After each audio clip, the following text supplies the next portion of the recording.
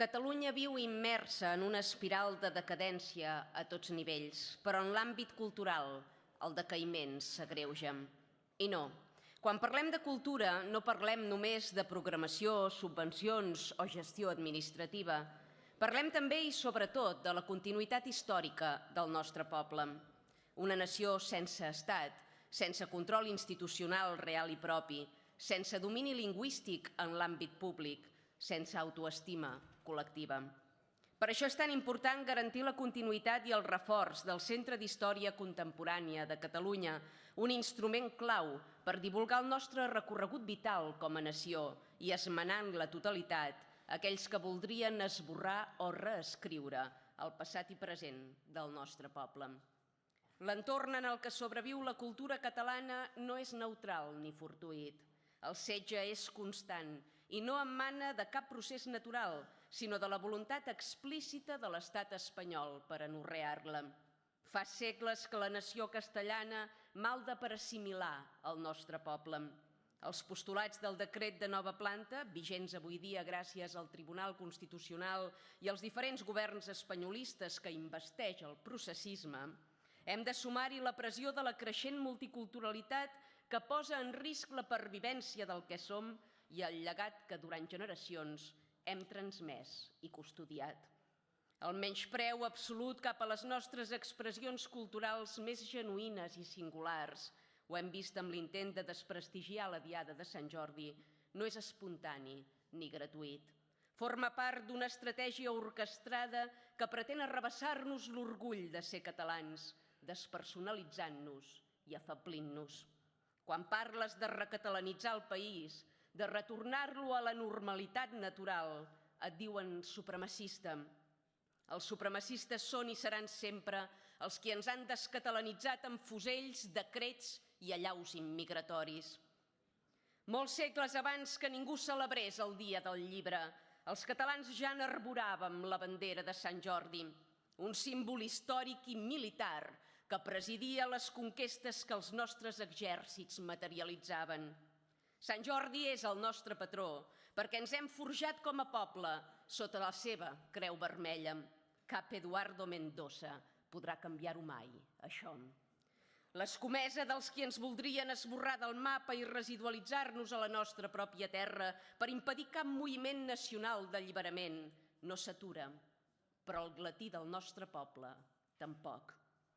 Avui més que mai vindiquem la restitució de l'estat català com l'única fórmula vàlida per garantir la supervivència de la nostra cultura i de la nostra identitat i per garantir la seguretat, la prosperitat i el grau de civilització que com a occidentals hem abastat.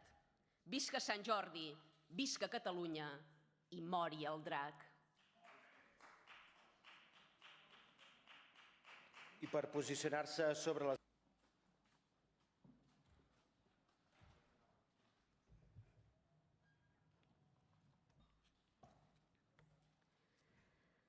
El relat extremista i bel·ligerant contra el que anomenen patriarcat europeu, que tan hàbilment imposen a l'hemicicle i als mitjans de comunicació, no s'adiu amb la realitat que el conjunt de mortals percebem en els nostres cercles familiars, entorns laborals, barris, viles i ciutats. I xoca de ple amb el silenci que hi ha a la bancada esquerra quan surt a debat l'avenç de costums misògens, arcaics i retrògrads importats del tercer món. Llavors ni piu, tu. Per a vostès el feminisme no és la lluita de les dones per abastar la plena igualtat, sinó una eina ideològica extrema i excloent que els permet assenyalar a tothom que es desvia ni que sigui mig pam de la narrativa oficial. I la narrativa oficial, com tots sabem, no inclou ni una paraula de la mutilació genital, dels matrimonis forçats, de la violència per causes d'honor o de l'augment sostingut de les agressions sexuals comeses per persones d'origen estranger que consideren que si no t'emboliques el cap amb un parrac ets una meuca que mereix càstigs i vexacions. Polítiques feministes sense eixir mai de la zona de confort. És fàcil dir barbaritats contra l'home occidental que no s'hi torna, però Déu-nos en guard d'assenyalar els musulmans, Això ja són figues d'un altre paner. Des de la covardia, sadollats de paternalisme i ambigüitat, com volen defensar els drets i llibertats de ningú? Diguem-ho clar i català. La Conselleria d'Igualtat i Feminismes, dotada amb 135 milions d'euros, no és més que una guingueta per col·locar afins i un jutjat encobert per emetre sancions arbitràries de 10.001 euros contra la batllessa de Ripoll. Un despropòsit absolut, igual que la moció que avui ens presenten. On s'és vist? Com es pot presentar una moció que parli de polítiques feministes i no nombrar ni un sol cop la paraula immigració, quan la immigració té un paper fonamental en l'auge de la misogínia i de la violència contra les dones? Dels 355 condemnats per agressió sexual el 2024, un 65% eren estrangers, i en serien molts més si no anessin pregonant regularitzacions massives i regalant DNIs per falsejar estadístiques. Nenes obligades a cobrir-se amb vel, a tapar-se fins als turmells, a no participar de les classes de natació, a comprometre's nupcialment amb cosins o oncles, per no sé quins preceptes religiosos de fa 1.400 anys. I vostès aquí, dient-nos que regalar nines a les filles per Nadal és micromasclisme.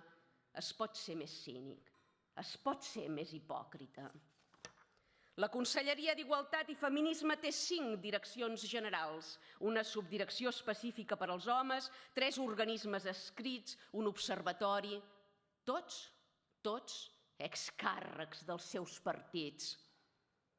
Tots amb sous oficials d'entre 8.000 i 10.000 euros mensuals. Això no és una conselleria, això és una menjadora com una casa de pagès. I vostès no són feministes. Un autèntic feminista no abocaria el seu poble al xoc cultural ni a la barbària que ara ens amenaça. Un autèntic feminista no obriria de bat a bat les portes del país a cultures incompatibles amb els drets i llibertats de les dones. L'islam és incompatible amb Catalunya i, per extensió, amb Occident. No hi ha cap moció ni multa al món capaç de rebatre aquesta obvietat. Voldria fer...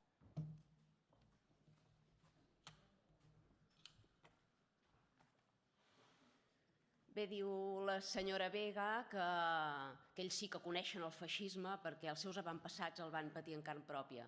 Bueno, el van patir i el van aplicar, no? Perquè aquí tenim el senyor Pellicer, que el seu avi era un dels capitostos del franquisme a Sabadell, per tant deuen tenir les dues versions, m'imagino. Sisplau. Com ja deuen suposar, Aliança Catalana en el partit Espanya-Egipte, ni anàvem a Espanya ni anàvem a Egipte. Els càntics que s'hi van sentir els trobem tan inadequats, intolerables i improcedents com els crits catalanòfobs o insults banalitzadors que tot sovint patim nosaltres, també dins aquest hemicicle.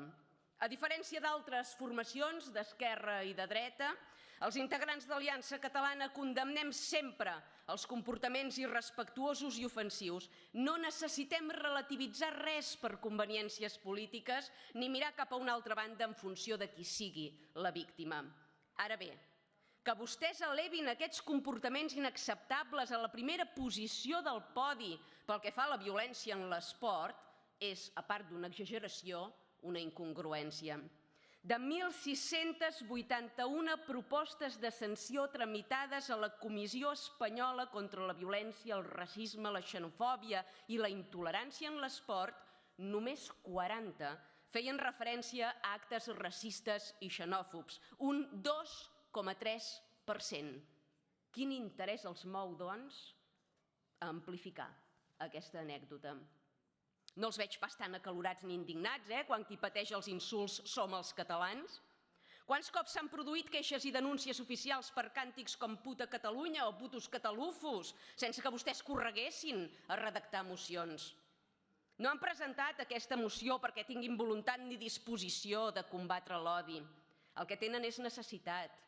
Necessitat de vincular els crits xenòfobs emesos a les grades d'un camp de futbol amb el discurs antiimmigració que verbalitzem en aquest faristol les diputades d'Aliança Catalana. Necessiten culpar-nos de tots els mals, presentar-nos al món com l'esca del pecat. Necessiten criminalitzar paraules, atribuir-los uns fets concrets i aliens. Necessiten vindicar que el que diem nosaltres aquí té conseqüències.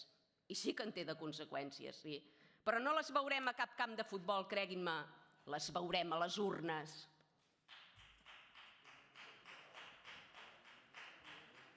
Per pronunciar-se sobre les esmenes té la paraula el diputat senyor José Ignacio Aparicio Ciria.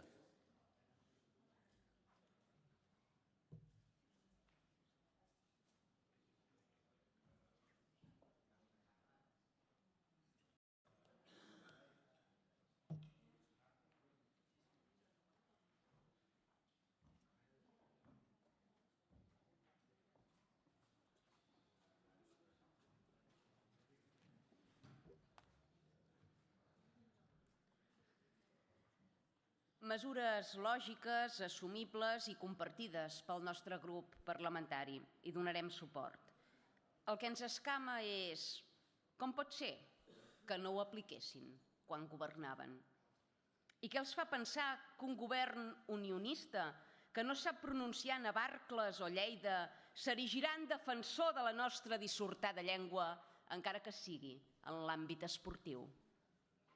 El diagnòstic és bo, però el remei que proposen segueix el patró al que ja ens han habituat. Més plans, més programes, més grups de treball, més estructures, més col·locació d'amics, parents i excàrrecs i cap garantia real que l'enrenou i la despesa acabin canviant substancialment la situació del català.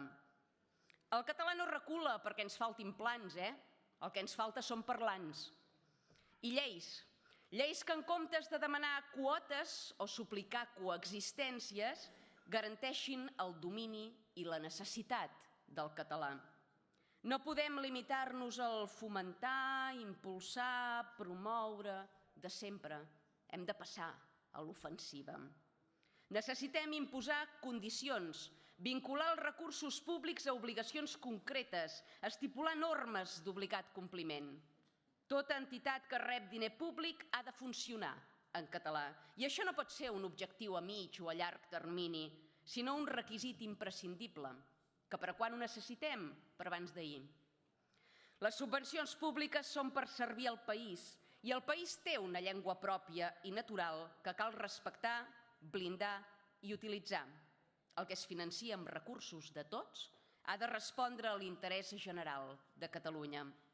Tant que es vanten de ser republicans i són els reis de les campanyes institucionals, dels eslògans, dels cartells, els reis creant noves figures administratives i nous espais de coordinació. Però aquesta metodologia que empren per mirar de resoldre els problemes té un doble biaix. L'econòmic i el polític incrementen la despesa pública sense garantia de resultats i dilueixen la capacitat de prendre decisions clares i significatives. L'esport és una àrea clau per a l'aprenentatge i l'ús del català, especialment entre el jovent, però les dades són desencoratjadores.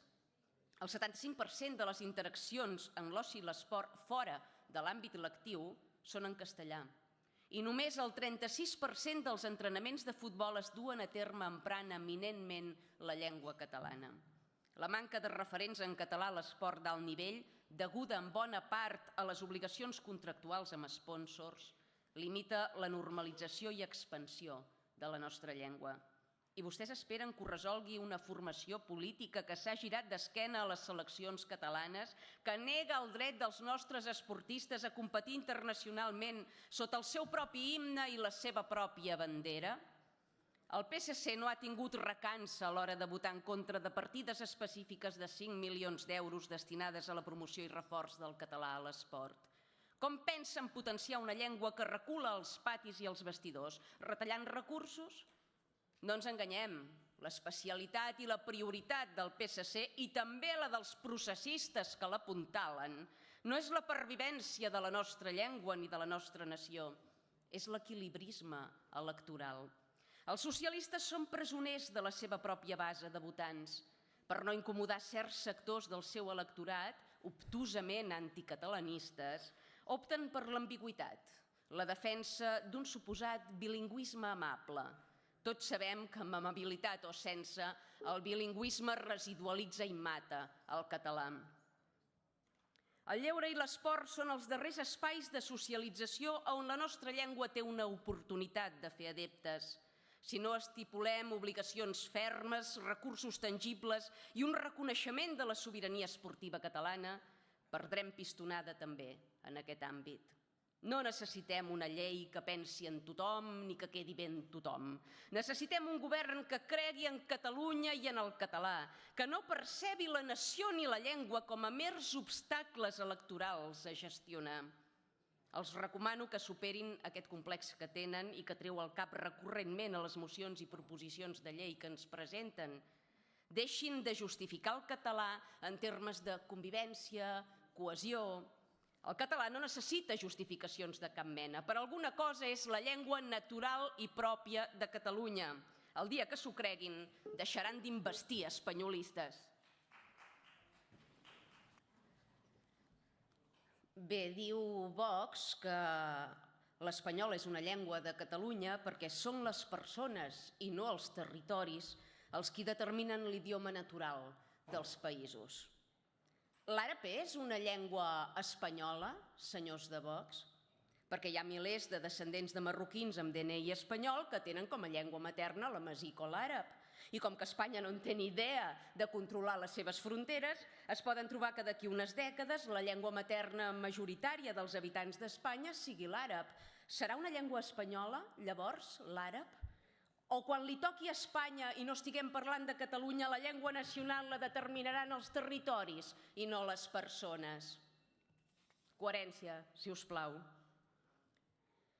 Pluja intermitent de jutges i magistrats espanyols que venen amb la mateixa assiduïtat amb la que se'n van, deixant constantment paralitzats els jutjats del nostre país i desemparant milers de ciutadans.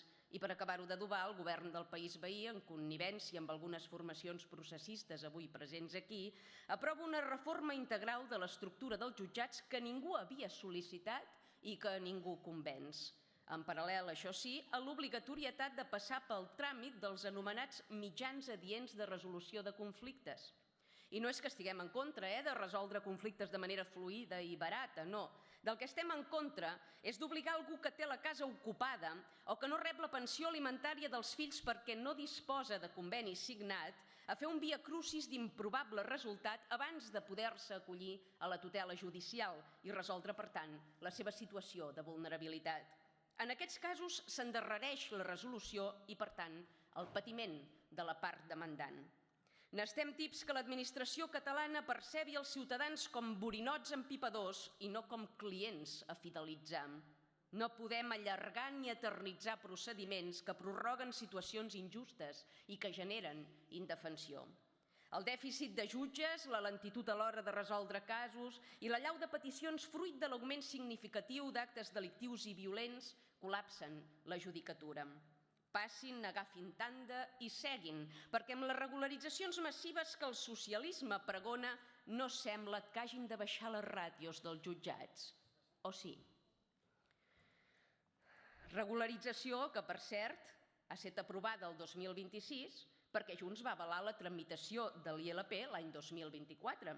Sembla que abans de la irrupció d'Aliança en aquest Parlament vostès eren plenament favorables a les regularitzacions massives d'immigrants il·legals. De fet, els anys 2000 i 2001 van emetre vot favorable a les regularitzacions del senyor Aznar. Ara a gir de guió, perquè en acabat diguin que Aliança Catalana no és decisiva en aquest hemicicle i en aquest país. És una vergonya nacional que haguem de demanar permís o perdó per parlar en català als jutjats. És indecent que els catalans siguem pressionats explícita o implícitament per parlar en castellà quan en paral·lel s'està oferint servei de traducció gratuït als immigrants. Qualsevol que acabi d'arribar té més drets, doncs, que nosaltres. Topem amb un sistema judicial completament desarrelat, aliè a la idiosincràsia nacional catalana. Vostès proposen exigir que el coneixement del català sigui un requisit real i efectiu per als professionals de la justícia a Catalunya. Nosaltres anem un xic més enllà. Volem que es garanteixi l'atenció i la documentació en català per inèrcia, sense que els ciutadans hagin d'especificar-ho, i que s'empri el català en tots i cadascun dels procediments judicials. Diu la dita que qui té llenga arriba a Roma. Si no redrecem el país, aviat és que no podrem ni arribar als jutjats. Respecte a la lluita contra la multireincidència, la recepta és clara. Expulsió immediata de qualsevol immigrant que hagi gosat delinquir, encara que sigui un petit furt. No regularitzar-lo i donar-li pagueta, com proposa la bancada esquerra. No, enviar-lo cap a casa seu i si se li pot embargar el compte o el patrimoni pel valor del bitllet, millor que millor, tu. Els ajuntaments hem de tenir accés a les dades delinqüencials. Les policies locals han d'integrar-se al sistema policial. No podem continuar a les palpentes. Necessitem protegir els nostres vilatans. No se'n diu extrema dreta, no. Se'n diu seny i ordre. I ha arribat per quedar-se i per vèncer. Per fixar la posició del grup parlamentari socialista.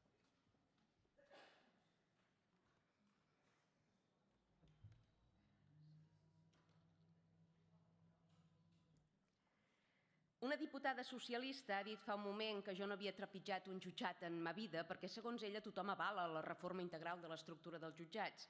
84% dels advocats la valoren negativament. 90% dels procediments de mitjans adients de resolució de conflictes s'han endarrerit. No són dades de la Sílvia Orriol, són dades del Col·legi d'Advocats, abril 2026. Potser és vostè qui no ha trepitjat mai uns jutjats. Per desgràcia, jo me'n faig uns tips, perquè tota l'estona he de denunciar a membres de l'extrema esquerra i a membres de la comunitat musulmana per amenaces i per agressions. Per tant, de lliçons, les justes.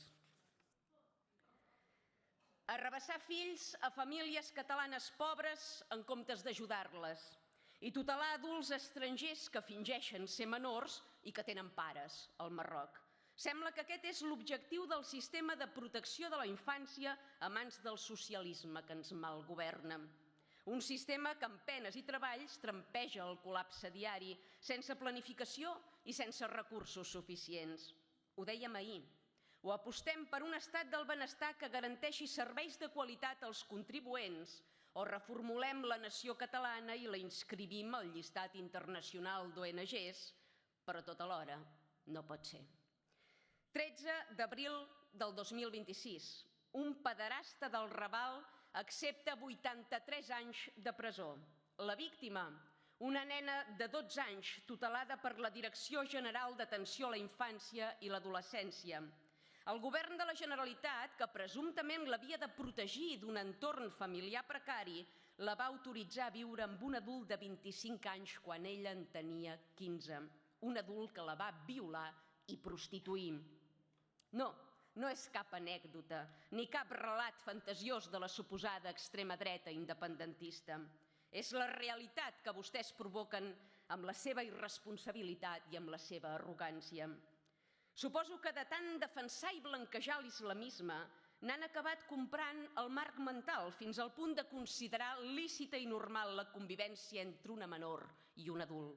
Les conseqüències d'aquesta follia woke les ha pagat una nena innocent que vostès s'havien compromès a custodiar.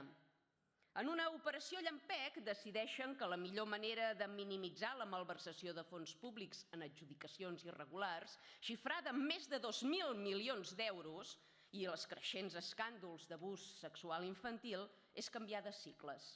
I deixant la dgaia desapareix. Un canvi de nom que passarà però factura als catalans, perquè aprofitant l'avinentesa, el govern illa anuncia la contractació, o potser per ser francs hauríem de dir la col·locació, de 300 treballadors socials més. En riu-te tu de la compra de mascaretes que va fer quan era ministre. En aquest edifici que és la dgaia podríem dir que hi ha dues plantes. A la primera s'hi situa el frau econòmic i a la segona el frau migratori. 2.600 immigrants il·legals, suposadament menors d'edat, xuclant els nostres recursos mentre els pares beuen te i mengen pastetes al Marroc, satisfets d'haver-nos enjuncat el fill.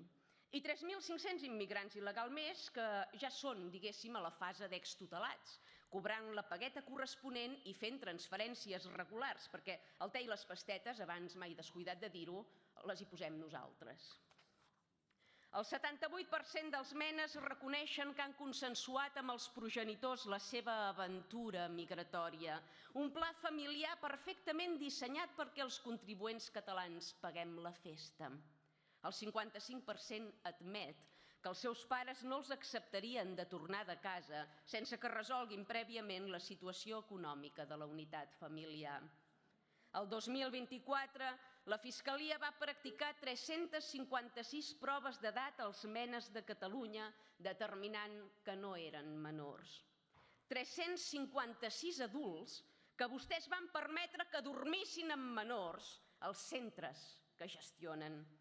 Abans de tornar-me a dir que vulnero drets humans, netegin-se la boca. Per part de